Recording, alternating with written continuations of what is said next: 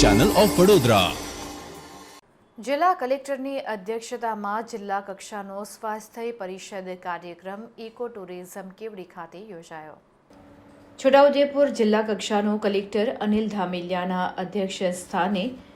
eco tourism ખાતે સ્વાસ્થ્ય પરિષદ યોજવામાં આવ્યો, જેમાં લોકસભા સાંસદ જશુભાઈ રાઠવા, જિલ્લા વિકાસ અધિકારી, મેડિકલ કોલેજ કોતરી ખાતેથી નિષ્ણાંત ટીમ, રાજ્ય કક્ષાની ટીમ, મુખ્ય જિલ્લા આરોગ્ય અધિકારી, અધિક જિલ્લા આરોગ્ય અધિકારી, RCHO, આરોગ્ય સમિતિના ચેરમેન તેમજ જિલ્લા પંચાયત સભ્યો, સરપંચો હાજર રહ્યા હતા, જેમાં માતા મરણ, બાળ મરણ, એનિમિયા અને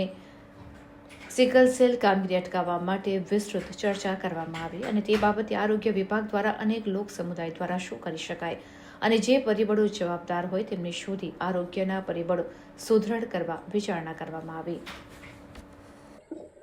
કુદરતના ખોળે આજે પ્રકૃતિની વચ્ચે